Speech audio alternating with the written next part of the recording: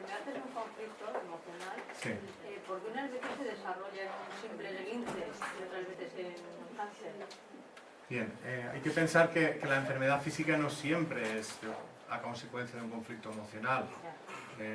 Un esguince suele ser una enfermedad pues causada por algo físico, ¿no? Doblarte el tobillo porque vas andando y pisas mal, ahí no habría un origen emocional. Las enfermedades de origen emocional son más o menos graves dependiendo de la intensidad del conflicto. Y el que se desarrolle un cáncer o sea otro tipo de enfermedad depende del tipo de conflicto. Por ejemplo, los conflictos de separación o pérdida de ser querido, que hemos hablado antes, el cáncer de mama, hay una primera fase donde lo que ocurre es que se destruye el tejido y en la segunda fase de recuperación se produce el crecimiento, pero es un crecimiento de regeneración. En otros casos el crecimiento se produce en la fase de conflicto activo, por ejemplo en el cáncer de pulmón. Es decir, dependiendo de la necesidad o de la carencia que se produzca a nivel físico, va a ser la respuesta del cuerpo. Hay veces que no es cáncer porque el conflicto asociado no implica en el cuerpo el cáncer. Por ejemplo, los conflictos de impotencia. Impotencia es cuando una persona no quiere hacer algo y se ve obligada a hacer algo, o al revés, se ve impedida de hacer algo que desea hacer y al final no lo puede hacer. Suelen generar problemas de esclerosis, que es una parálisis muscular. Es decir, muchas veces la propia naturaleza del conflicto determina pues, cómo se manifiesta esa enfermedad en el cuerpo. ¿Por qué un bebé nace con una enfermedad o desarrolla una enfermedad, desarrolla en pocos meses una enfermedad que no es genética, sino un asma o un cáncer? Bien, hay que pensar que desde el momento en el que el espíritu se liga al ser en gestación, es decir, desde el momento de la concepción, el espíritu que encarna ya está percibiendo, por ejemplo, lo que siente la madre. Y si la madre en el momento del embarazo ya está sufriendo por diferentes motivos, o siente rechazo hacia el hijo que va a nacer, todo eso es percibido por el espíritu que encarna y ahí ya se pueden desarrollar conflictos. Y luego, a partir del nacimiento también el entorno emocional en el que vive el bebé, aunque el bebé a través de su físico, de sus sentidos todavía no lo capta, el espíritu que encarna sí que lo puede captar. Entonces puede haber una enfermedad de origen emocional por ese motivo. También puede ser que sean enfermedades que uno ha pedido antes de nacer, pero si son enfermedades que no son congénitas, pueden ser de origen emocional. ¿Hay diferencia entre una enfermedad kármica o una enfermedad de esta vida, de esta realidad? Sí. Las enfermedades kármicas suelen ser enfermedades que uno ha pedido antes de nacer y no suelen poder curarse. Son para toda la vida. Se puede mejorar a lo mejor la calidad de vida, pero no se cura. Las enfermedades que son de esta vida pueden tener un inicio y pueden tener un final y puede uno curarse si la causa que las origina desaparece. Y por ejemplo, hay niños que vienen con miedos que pueden arrancar en la fase de gestación, que profundizando luego cuando son mayores, a través de hipnosis regresiva, consiguen llegar al momento en el que se iniciaron los miedos y gracias a tomar conciencia de eso empiezan a hacer cambios que les llevan a poder superar los miedos que tienen ya en la etapa adulta, porque ese miedo está relacionado con algo muy antiguo en su vida, pero hay veces que el miedo viene incluso de otras vidas. Y a través de la terapia regresiva y tomar conciencia del miedo, pues consiguen entender por qué tienen miedo ahora y consiguen superarlo. Pero habrá casos que no sea de otra vida, ni de la etapa de embarazo o de la infancia temprana. Pueden ser cosas que han empezado ya cuando uno ya tiene uso de razón. Y como terapia para discutir esos miedos, ¿son de otras vidas o aconsejas la esa puede ser una herramienta, se puede utilizar. Yo pienso que independientemente de que recordemos o no eventos de otras vidas relacionados con nuestros miedos, si sabemos que los tenemos ya podemos trabajarlos. Ya, pero si son de inconsciente, tu consciente o tu ego no te dejará del miedo, o te engañas. Yo pienso que todos tenemos una conciencia y si somos lo suficientemente sinceros podemos llegar a tomar conciencia de muchas cosas. Y si hay cosas que nos cuesta, pedimos ayuda y a lo mejor pues a través de la hipnosis es una manera de profundizar. O sea, creo que se pueden hacer los dos trabajos a la vez sin que uno dependa del otro necesariamente. Si a una persona le cuesta y cree que a través de la hipnosis regresiva va a poder sacar a la luz todo aquello que está escondido en su alma, entonces vale la pena hacerlo. Hay muchos casos de enfermedades graves que se hayan curado, o se sabe de alguno, cáncer. Sí. ¿Y hay un porcentaje más o menos estipulado? O... Eso es complicado porque para hacer ese trabajo habría que poder tener el seguimiento de las personas que no se han tratado con la medicina convencional y han elegido otras vías. Y generalmente estas personas, como están fuera, digamos, del sistema, no hay nadie que recoja esa información. El doctor Hammer tiene la información de sus pacientes. Él dice que el 90% de sus pacientes se han curado, pero claro, es su palabra contra la de los demás.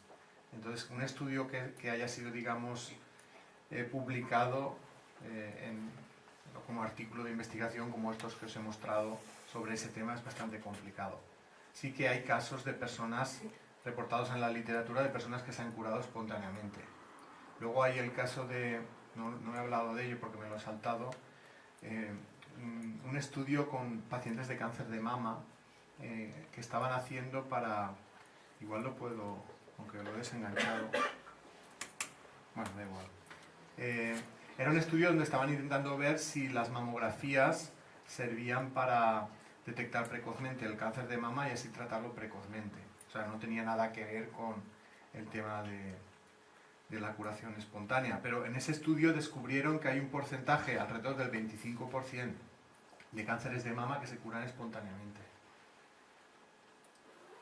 Eso es lo que descubren en el estudio, que hay porcentajes de enfermedades que sin ser tratadas se curan. Ahora el tema sería cómo se han curado esas personas. A lo mejor esas personas han resuelto el conflicto y la enfermedad la han detectado ya en la fase de solución, como es el cáncer de mama, que es fase de solución de conflicto.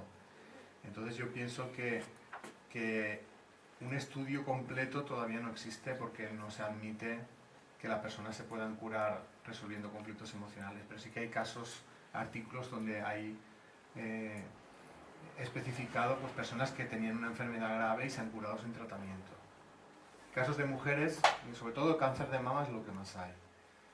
Mujeres que fueron diagnosticadas de cáncer de mama y tuvieron un percance que impidió que pudieran ser tratadas inmediatamente. Por ejemplo, el caso de una mujer que después de ser diagnosticada de cáncer de mama sufre un accidente de tráfico y a consecuencia de eso se rompe un montón de huesos, la tienen que operar para reconstruir el esqueleto, de manera que se tienen que esperar a que los huesos suelden para empezar a tratarla.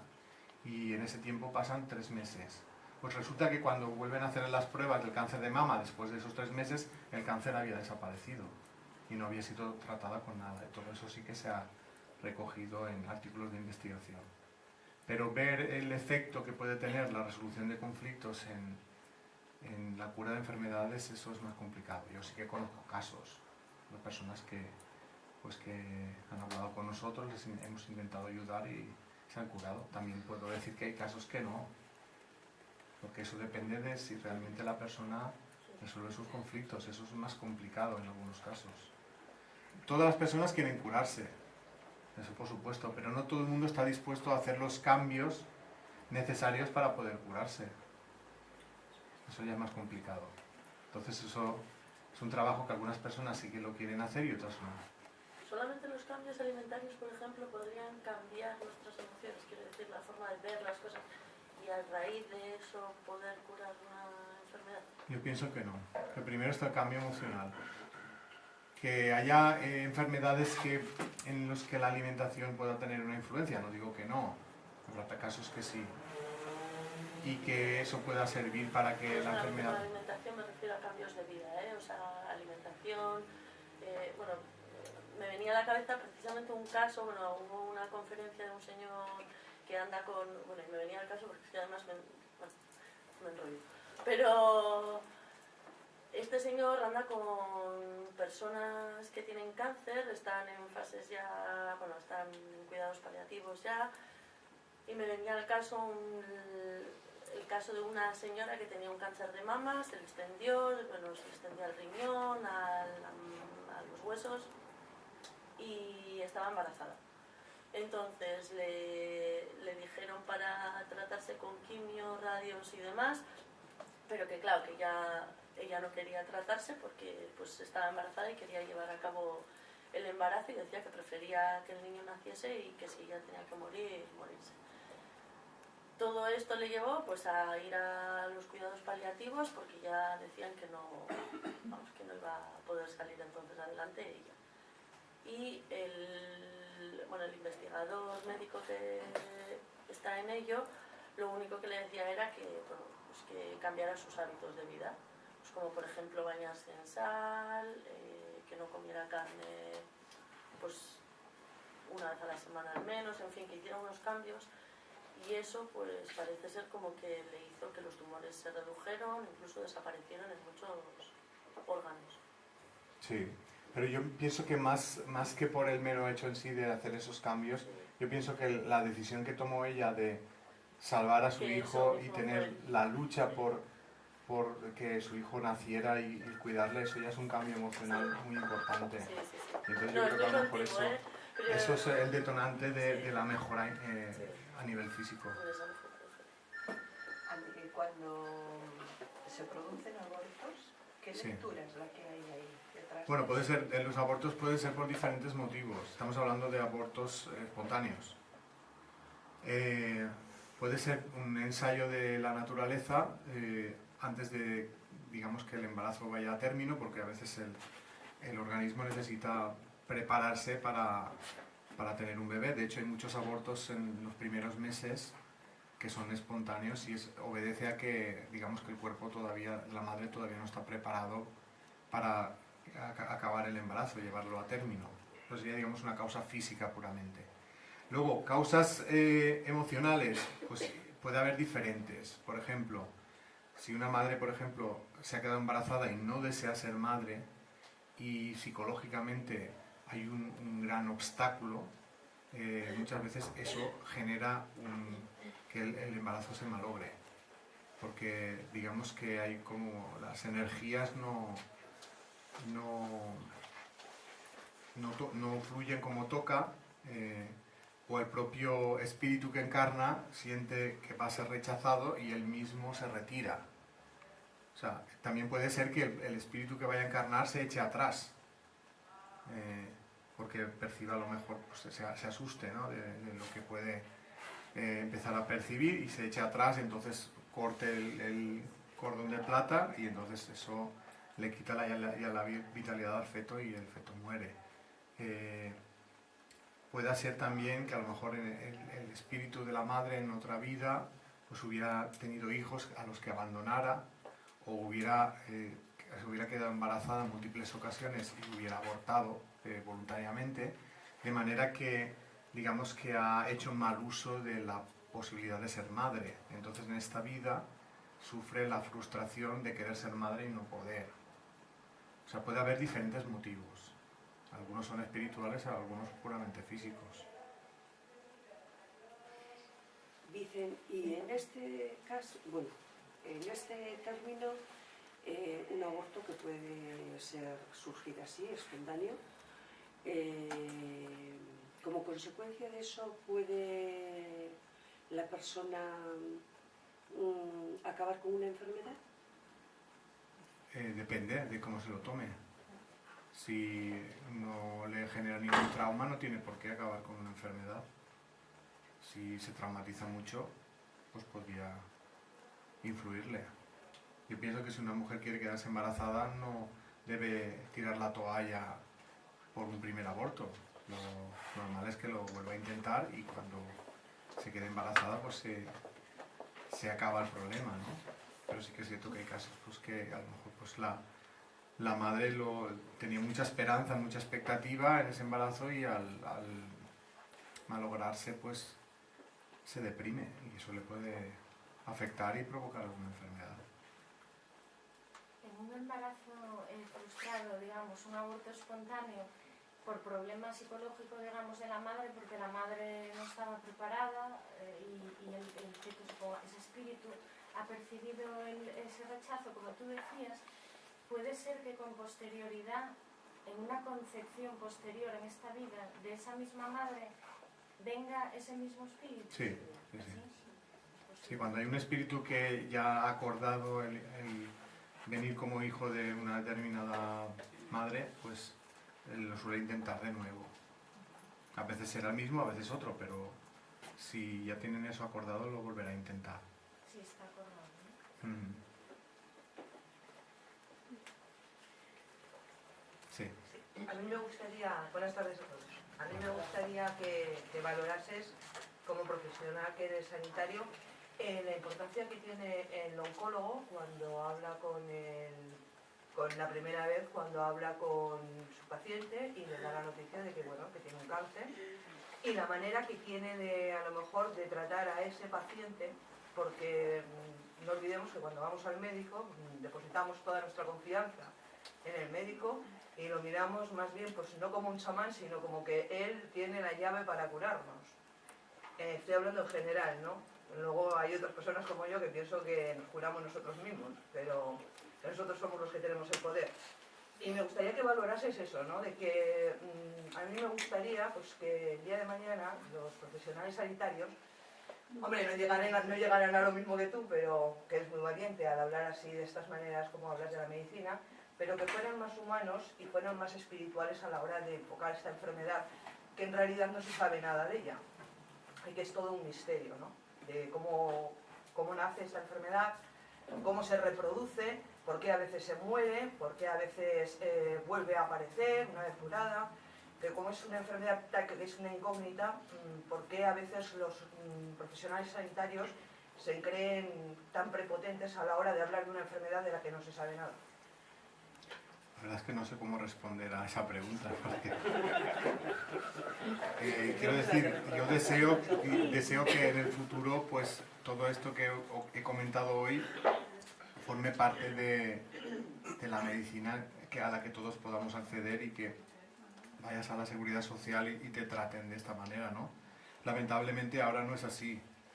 Yo pienso que del cáncer se saben más cosas de las que parece que se saben, que la visión de la medicina convencional es muy limitada y al ser tan limitada hay muchas cosas que ellos no saben por qué ocurren, por ejemplo las recaídas y muchas otras cosas que no las pueden prever porque no quieren admitir que la señal de crecimiento celular no viene de la propia célula tumoral.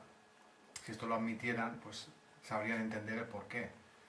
Es decir, si tú matas una célula y ves que la has eliminado totalmente, las células tumorales, y al cabo del tiempo vuelven a salir, pues es porque a lo mejor la señal de crecimiento no estaba en esa célula, sino que estaba en el sistema nervioso, por ejemplo.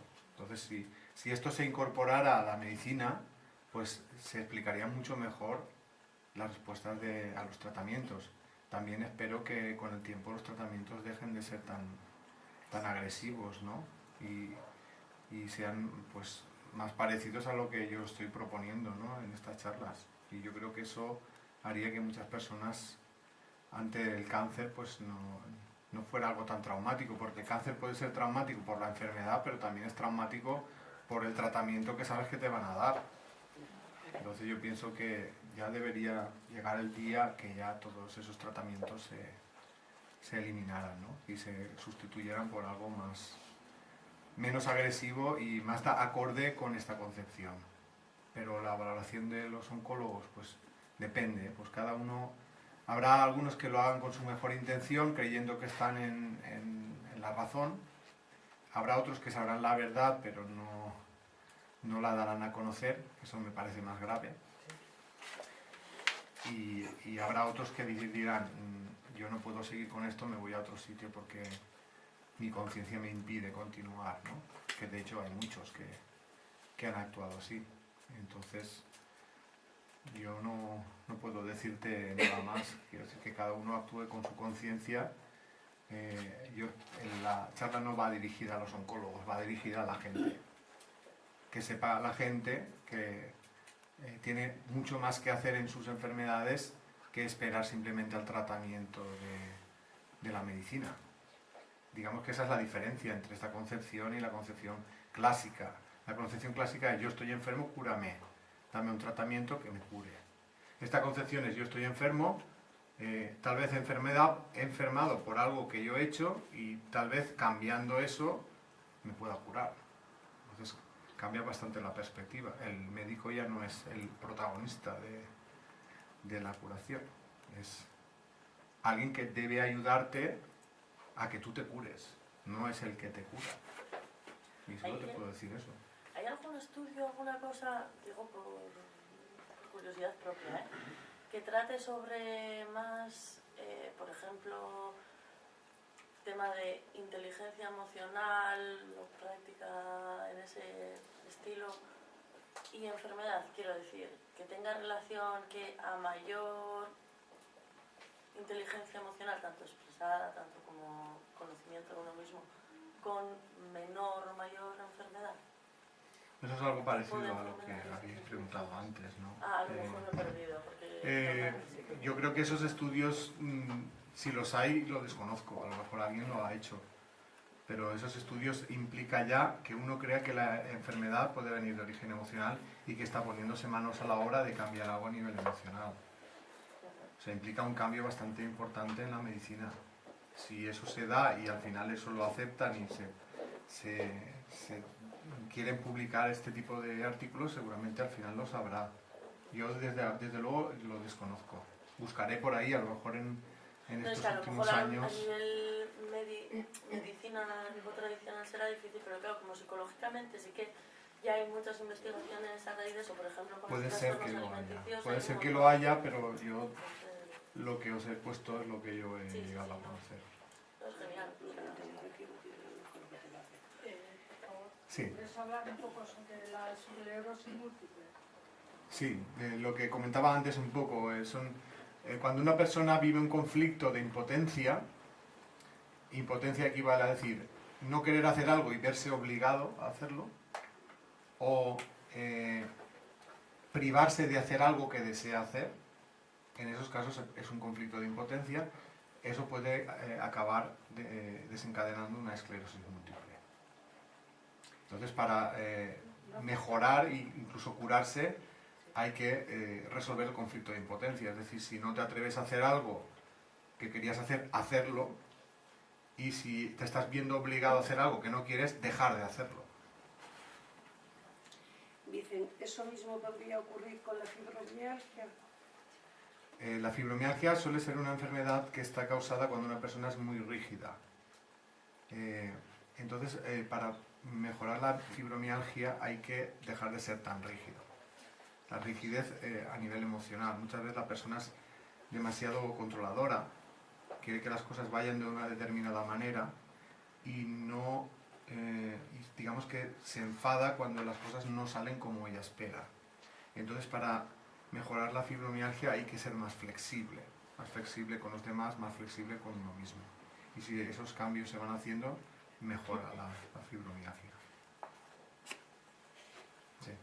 Respecto a una persona cuyo ser querido está padeciendo una enfermedad larga y al final muere, en el caso mío fue mi padre y la sensación al final es de una absoluta impotencia y que no sé si realmente he hecho todo lo que tenía que haber hecho o he podido hacer todo lo que podría haber hecho. Entonces, la primera pregunta es ¿cómo una persona cuyo familiar está en esa situación, cuál es el mejor proceder?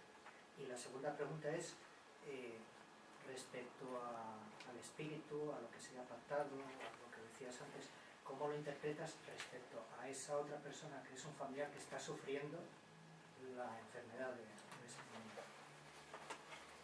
Bueno, yo pienso que cuando una persona está moribunda, le puedes ayudar hasta donde ella quiera, pero si ella no quiere, no puedes ayudarle. Quiero decir, lo que se podría hacer por un moribundo es, primero, decirle que se está muriendo.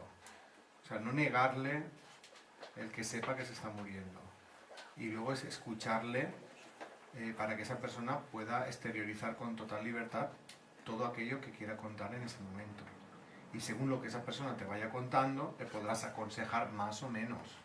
Si esa persona está empezando a ver cosas y te lo cuenta, pues tú le puedes decir, déjate llevar, no te preocupes, eso es algo bueno, están viniendo a por ti, verás cómo no vas a sufrir, te van a ayudar a que te incorpores en la vida, en el plano espiritual, tu vida va a continuar, no tengas miedo.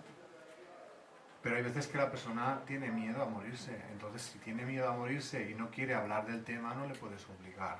Lo único que puedes hacer es acompañarle, transmitirle tu cariño, tu amor, estar con ella e intentar pues que no sienta miedo, aunque eso más bien depende de ella. Entonces, por eso te digo que ya no depende de lo que tú quieras hacer por esa persona, sino de lo que la otra persona permita que le ayudes.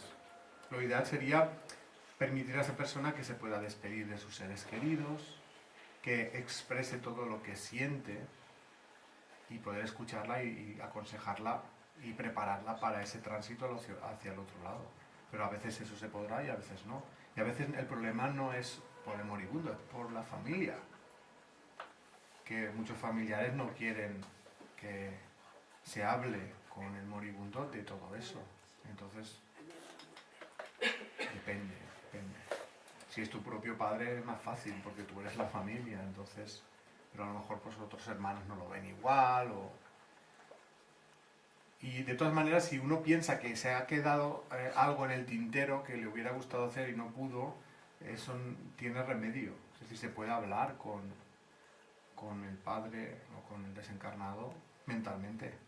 Y mira, papá, pues mira, me faltó decirte esto, quiero que sepas esto, porque a ellos les llega lo que nosotros pensamos, les llega. Entonces, siempre está a tiempo de acabar lo que uno hubiera querido hacer.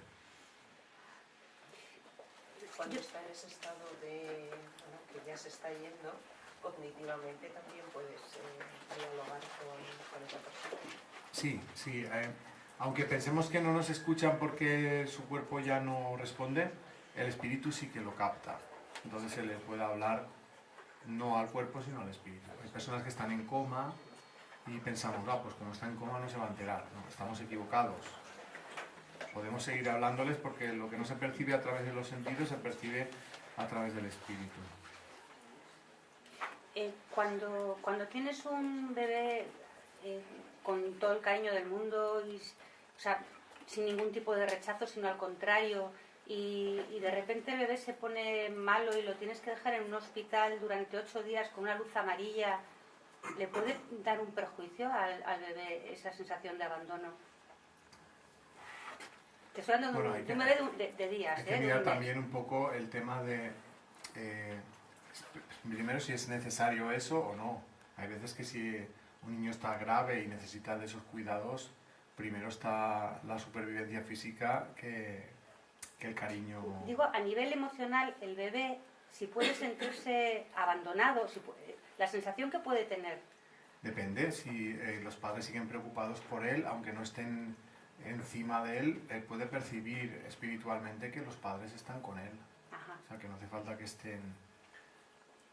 Lo ideal sería poder pasar algunas horas, aunque estuviera así, algunas horas para poder tocarlo y expresarle. Antes no se permitía eso. Ya, entonces es un problema de los hospitales. Sí. Es decir, que luego sí. hay que humanizarlos. Ahora al contrario, ahora hasta te animan, pero antes pues no se permitía. Lo que se hacía antes. Digo, si eso...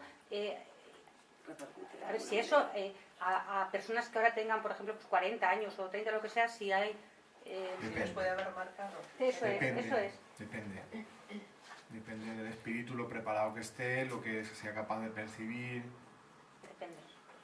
Si los padres están ahí, aunque no estén físicamente, a lo mejor el espíritu los percibe y eso le tranquiliza. Yo he vivido una cuestión muy cercana a la que está planteando ella. Y a mi hermana, fue mi hermana con mi sobrina, y era tal la gravedad que mi sobrina ni mi hermana pudieron estar cerca en el mismo nacimiento. Y eso les ha marcado mucho. A ella y a la niña, porque ha habido una separación. La niña estaba totalmente aislada, no tenía contacto, no ha tenido contacto los primeros días con su madre, ni su madre con ella. Por lo tanto, luego ya la relación también fue distinta. La niña no se abrazaba a la madre, era como que quería ir. Todo eso se puede remediar, porque eso a lo mejor si no lo ha tenido en ese momento lo puede tener luego. Ya, pero eso ha marcado la vida de las dos, ¿eh? La relación de las dos, la ha marcado. Yo no Bueno, sé, yo ahora pienso mi hermana está tratando de, claro, es Yo pienso que consciente, siempre puede haber un pero- cambio y no podemos pensar que solo un hecho puntual pueda marcar de esa manera tan fuerte una relación de Lo ha sentimientos. hecho, ¿eh? Si uno quiere cambiar, yo pienso que tiene toda la vida por delante, ¿no? Para hacerlo. Pero yo creo que eso también depende mucho de la preparación de la madre para llegar Eso se luego puede al remediar contacto. luego, ¿no? Eso Si hay- pienso yo. Si hay voluntad y se pone énfasis, se puede por lo menos mejorar seguro. Dicho ¿Sí? mi hermana, si yo vas a ver, es que está grabando, he dicho mi hermana, que está grabando. ¿verdad? ¿Sí? Perdón. Porque hay tantas enfermedades que no da para, pero lo podemos comentar ahora. Normalmente Hammer dice que la diabetes suele ser cuando una persona le pierde la dulzura a la vida, y eso puede ocurrir por diferentes motivos, sobre todo por abandonos o decepciones a nivel emocional. ¿Y se conocen algunos casos de curación de diabetes? También por Sí, motivos sí, sí, sí. emocionales, etcétera. Sí, si son de origen emocional, cuando se resuelve se puede curar. Lo que pasa es que hay que pensar que si se interviene ya dando insulina, el cuerpo se acostumbra a que se lo des de fuera, entonces ya no la produce él. Entonces la deshabituación a la insulina de fuera tiene que ser poco a poco, para que ya cuando tu cuerpo ya esté preparado para producir su insulina, pues ya le vas quitando poco a poco la de fuera. Entonces sí que se puede curar, pero no puede ser repentino el dejar de administrar la insulina. Tiene que ser un poco ir midiéndolo, tanteando a ver cómo va respondiendo el cuerpo y poco a poco ir quitando la insulina de fuera. A ti. De las enfermedades estas de tipo inmunológico, mi pregunta es, ¿qué emoción o qué conflicto hay tan fuerte ahí para que esa enfermedad se dé? Y además, tanto los profesionales como el mismo paciente que lo sufre, es como una batalla perdida, ¿no? O sea, o la terminan asumiendo, eso está ahí, vamos parcheando. O sea, ¿qué hay ahí tan fuerte? Pues depende de qué enfermedad sea. Muchas veces, en general, por ser del sistema inmunológico hay desvalorización, y si es autoinmune puede haber sentimiento de culpa o rabia. Por ejemplo, una enfermedad que se llama el síndrome de Guillain-Barré, donde el sistema inmunitario ataca a los nervios, a las vainas de mielina que recubren los nervios, y eso provoca pues una parálisis, ¿vale? Sería como la esclerosis, pero ahí a lo bestia, ¿no? Yo conocí el caso de un caso de que estaba bastante claro cuál era el detonante. Resulta que fue el caso de un hombre, pues que resulta que su hijo se cayó de una altura, y a consecuencia de eso se quedó en coma y estuvo a punto de morir. Resulta que el hijo se cayó porque cuando llegó a casa no había nadie, entonces como no podía entrar, le pidió a la vecina saltar por su casa de una terraza a la otra, y al hacer eso se cayó. Entonces supuestamente el que tenía que estar era el padre, entonces el padre se sentía culpable pensando que si él hubiera estado en casa, pues el niño no hubiera ido por la casa de la vecina, no se hubiera caído. Entonces se sentía impotente, tenía rabia, y luego también hubo un momento en que tenía al ver la situación de su hijo en coma, a punto de morir, también eso le provocó mucha rabia y mucha impotencia. Y entonces, al poco tiempo de vivir eso, desarrolló este síndrome. Luego se recuperó, luego volvió a tener otra recaída, que fue en el momento que se enteró que alguien había abusado de su hijo a nivel sexual. Entonces eso reactivó otra vez el conflicto de rabia, impotencia, y además él lo atribuía a que como después de haber caído había quedado una secuela en el niño, eso es como que le hacía más vulnerable. Entonces todo venía a parar al mismo conflicto, fue como una reactivación del primer conflicto. Entonces, en ese caso estaba mezclado todo eso. La impotencia, la rabia, la culpa, todo mezclado ahí. Entonces, enfermedades del sistema inmune suele haber esa mezcla de sentimientos negativos, que al final uno acaba focalizando también hacia sí mismo.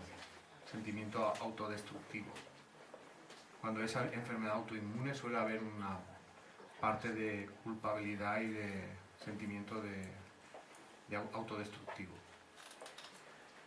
Se podría decir o crear como un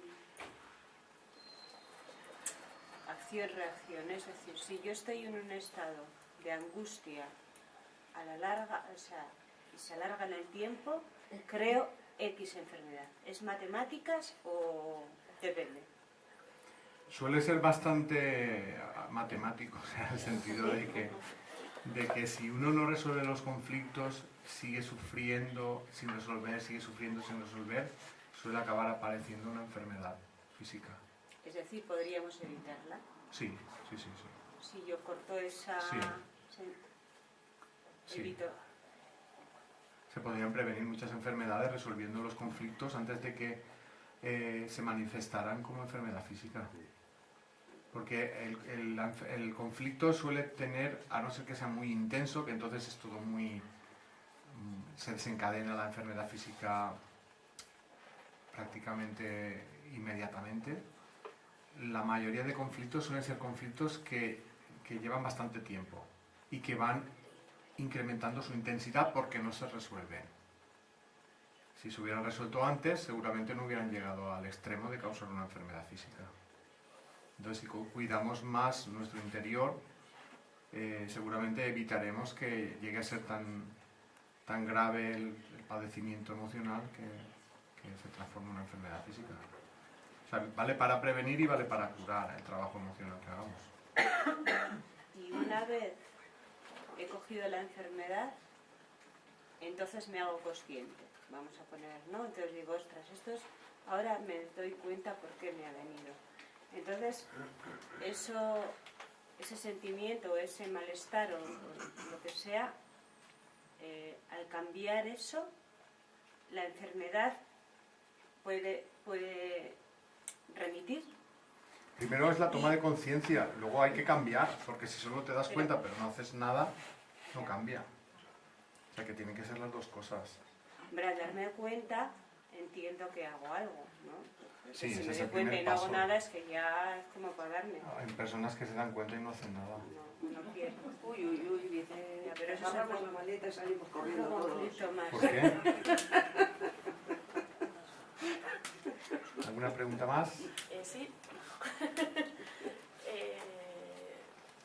¿Cómo se podrían explicar las enfermedades psicológicas, psiquiátricas, tales como esquizofrenia, psicosis? Sí, no hemos hablado de eso, pero lógicamente ahí con más motivo puede haber conflictos emocionales. El Dr. Hammer dice que cuando una persona tiene dos conflictos que son intensos y que cada uno de ellos impacta en uno de los hemisferios cerebrales, se produce la constelación esquizofrénica. Es decir, que la persona comienza a padecer una enfermedad psicológica, psiquiátrica. Es como que no puede llevar dos cosas tan fuertes a la vez. Y el enajenarse mentalmente es una manera que tiene de protegerse frente al sufrimiento. O sea, por verse poco loco, deja de sufrir menos, sufre menos. Entonces, para poder solucionar eso hay que identificar los dos conflictos e ir resolviéndolos uno por uno. El problema viene que esas personas muchas veces se junta que están muy medicadas, porque les dan un tratamiento para su problema que les influye, les afecta a su conciencia. Entonces es bastante complicado ayudarles si están sometidos o están se administrados a medicación. O sea, habría que ir quitando la medicación y empezar a trabajar a nivel psicológico. Identificar los conflictos y ayudar a resolverlos. Y luego ahí también hay unos estudios, solo apuntes así, pero donde, bueno, fue un investigador espectacular, no me acuerdo el nombre, porque yo de los nombres soy un desastre, pero bueno, que hizo una investigación muy grande con varias personas con esquizofrenia y descubrió, bueno, sus conclusiones fueron, además debe de estar publicado en alguna revista importante, pero no me acuerdo tampoco el nombre, como que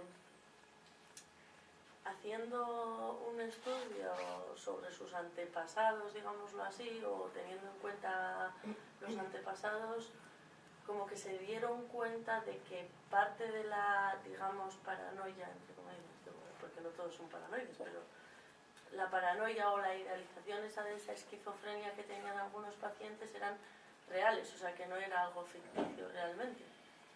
Entonces, claro, ¿eso sería algo congénito, por ejemplo?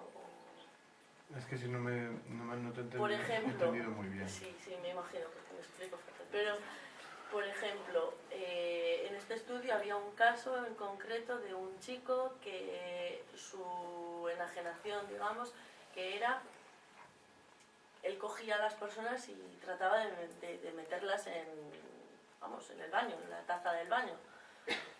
Y claro, cuando le decían que por qué, era porque que había una niña que se estaba ahogando y como él no se atrevía a sacar a la niña, pues tenía que meter a alguien para sacarle. Y entonces, pues claro, pues cogía a cualquiera que no era con intención de hacerle daño, pero pues le hacía daño, evidentemente. Y pues el investigador este estuvo hablando con sus padres, con sus abuelos, con sus tíos, en fin, con la familia extensa, y descubrieron que la madre de su abuela o bisabuela o la hermana de ella se había muerto ahogada y habían intentado salvarla, pero que no había más. A lo mejor es porque es la misma persona que ha vuelto a encarnar en la misma familia y todavía tiene como traumas de cosas que ha experimentado en una vida pasada. Eso puede ser una explicación. Dicen, y en esto de la esquizofrenia, ¿se puede desencadenar desde un bebé, siendo un bebé? Te digo porque es que coincide que tengo una persona muy conocida, que bueno, el chaval ahora tiene 18 años y precisamente está ingresado muy mal. Pero ella, la abuela, me cuenta a mí que es que ya desde cuando era muy pequeñito, pues tenía estos arranques de furia, y yo digo, un bebé, o sea, un niño tan pequeño, con 1 añito o 2 añitos, ¿puede desencadenar una esquizofrenia? Bueno, yo pienso que a lo mejor en ese momento no la ha desencadenado todavía, pero sí que es cierto que hay espíritus que ya vienen con tendencias negativas de otras vidas y ya a una edad temprana ya lo manifiestan, por ejemplo los ataques de ira. Entonces en ese momento todavía se le puede intentar ayudar al niño a que eso vaya menguando. Si eso no se produce en esa época puede ir a más y ser tan grave pues que al final se acabe trastornando y acabe provocándose una enfermedad esquizofrénica. Y el tema de las adicciones, por ejemplo, que sí que se contemplan como enfermedad, eso... Adicciones como la droga, por ejemplo. Como la droga, el alcohol, el tabaco... Bueno, habría que saber cada persona por qué cae en esa adicción, ¿no? Habrá personas que caigan porque a lo mejor se han dejado llevar por influencias de otra gente, que le han dicho que lo probara, que era muy guay, y habrá personas que habrán caído pues porque no le encuentran sentido a la vida y están buscando como una válvula de escape. Entonces, para cada caso, la forma de enfocar el desenganche va a ser diferente. ¿Qué? Ya que no se puede generalizar que en todos los casos hay un problema emocional detrás. No se puede, habrá casos que sea por conflictos emocionales, por insatisfacción de la vida, y habrá gente que se habrá enganchado por por querer probar cosas que le perjudican, sin que hubiera ningún trauma detrás. Tengo una pregunta, pero me da un poco de ahí. Sí, no sé cómo plantearla.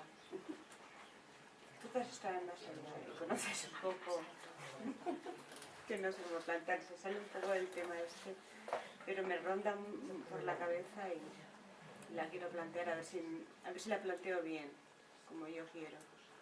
Y no sé si me puede responder o si es adecuada. Tú dímela y si sé, te diré que te la Yo la voy a contestaré y si no lanzar. sé, te diré no lo sé. Yo la voy a lanzar, a ver.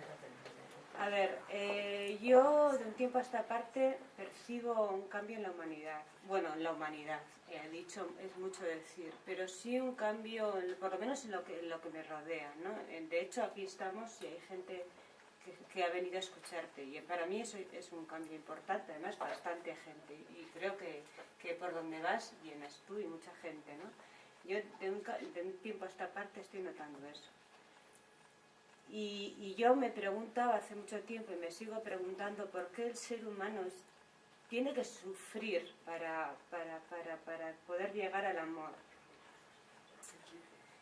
Y mi pregunta es, ¿crees que existe la posibilidad? ¿Creo que existe la posibilidad? Sí, pero me gustaría pensar que no está tan lejano el día en que cada uno de nosotros perciba ese amor dentro y podamos y se acabe este sufrimiento. No sé si he planteado bien la pregunta y si me has entendido. No sé ¿Sí? Bueno, yo pienso que sí que es verdad que está habiendo un cambio bastante notable. Creo que no es nada nuevo, creo que el ser humano está evolucionando desde hace muchísimo tiempo. Lo que pasa es que ahora se ve que hay más personas que quieren dar ese cambio del egoísmo hacia el amor. ¿Cuánto tardará en que eso se pueda ver y que el mundo cambie y no sea de tanto sufrimiento? Pues hasta que el ser humano quiera. No hay un tiempo determinado. Porque el libre albedrío está ahí y no hay un límite para hacer un cambio. Entonces yo pienso que es una buena época y que es verdad que ahora la gente está perdiendo el miedo a manifestar esa parte espiritual y que nos podemos ayudar unos a otros, pero no sé cuánto tiempo tardará en notarse. Yo creo que ya se nota, pero con el tiempo se notará más. Pues yo estoy notando todo lo contrario. Veo que el ser humano se está volviendo más en sí mismo. No queremos ver los problemas de los demás, solo nuestros problemas.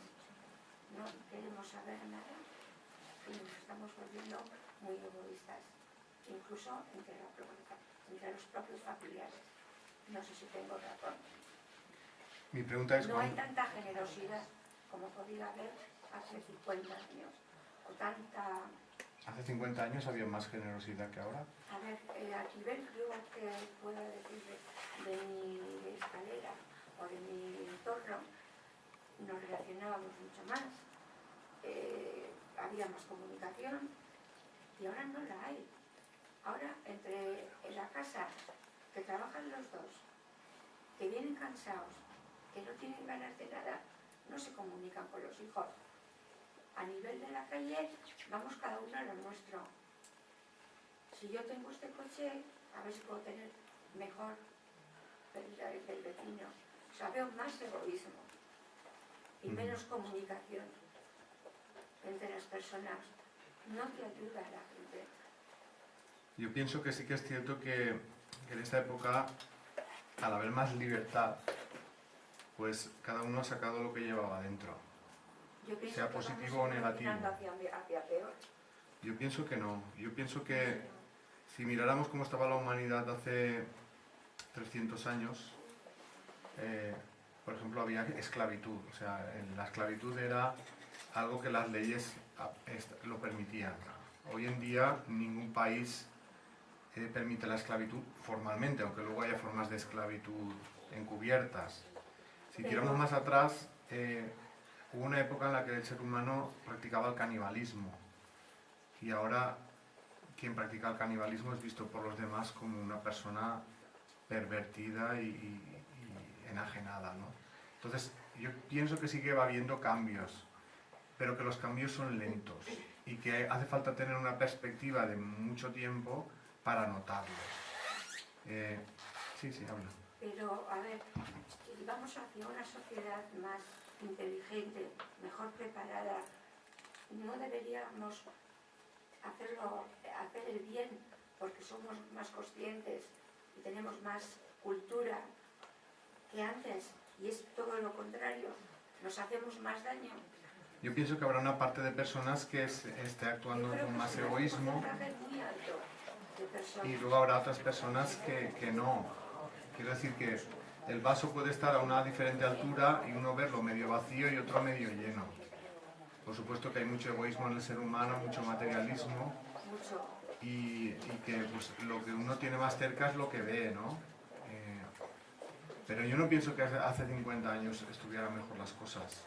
Yo pienso que hace 50 años había mucho menos libertad y seguramente esta charla no se hubiera podido hacer porque estaríamos todos en el cuartelillo. Incluso si hubiera habido 4 o 5 interesados, hubieran venido a escondidas para que no les pillara nadie, ¿no? Con la hoguera de San Juan. Entonces, y si tiramos más atrás, pues en la hoguera, el cuartelillo no en la hoguera. Entonces, yo creo que sí que va habiendo pasos hacia adelante, que sí que es cierto que hay mucho materialismo. Pero eso lo ha traído el que muchas personas se han sentido libres para actuar así, y también es verdad que la sociedad, si nos dejamos llevar por lo que vemos en la televisión y los valores que nos transmite este sistema consumista, pues si uno se deja llevar por la corriente va a ir a eso. Pero yo creo que hay personas que ya están dejando de ir en esa corriente porque se están dando cuenta que no les llena. En la televisión no enseñan esto, no van a decir, ha habido esta reunión y cuántas estará viendo en el mundo como esta. Yo pienso que es lento, que no es fácil verlo y que entiendo que habrá personas, por ejemplo tu caso, que ven esa parte negativa y a lo mejor la positiva le cuesta verla, pero yo pienso que sí que va habiendo un avance. Yo lo entiendo como algo como que, visto desde tu punto de vista, o sea, poniendo un poco en tu lugar y a lo mejor que lo que ha dicho ella, igual en un momento que pues, lo pasamos mal por la razón X, me da igual, que igual a todos nos pasa por la cabeza eso, ¿no? Joder, que hablando vulgarmente y malamente de puta vida esta, ¿no? Sí. Pero yo creo que estamos en un momento, sinceramente, súper positivo en el sentido de nos estamos descubriendo. Entonces, todos aquellos actos, incluso los más egoístas que podamos cometer cada uno de nosotros, yo creo que, bajo mi punto de vista, a lo mejor equivocada, pero son hasta positivos. Positivos en el sentido de que una vez de que cometemos ese acto egoísta, ¿no? Y vemos las consecuencias, nos concienciamos de ello y gracias a eso podemos como decir, ahí va, joder, pues es que esto no sé cómo lo he hecho, no lo voy a hacer, ¿no? Y entonces ahí viene el avance y eso lo estamos creando en esta propia vida, quiero decir que no tenemos por qué morirnos para volver, o sea, creo que estamos consiguiendo esto aquí y eso es gracias a que nos estamos descubriendo y nos estamos pudiendo descubrir pues gracias a que tenemos la libertad de expresión que a lo mejor hace años no teníamos, ¿no? Y que a lo mejor saludabas al vecino porque te llegaban a saludar porque si no te daban una paliza en casa, ahora igual dejas de saludar al vecino y de repente te das cuenta y dices, ay, ¿por qué no has saludado al vecino, no? Y a lo mejor luego tú vives eso mismo. Es que en las comunidades... Entonces yo creo que es más por descubrimiento propio, o sea, creo que estamos en una época no tan mala, sino de avance. No, lo que pasa es que a veces nos encerramos en nuestro yo y no intentamos avanzar. Yo creo que es otra forma de avanzar. Y por eso nos causa tanto dolor. ¿Perdón? ¿Un estrés, un miedo?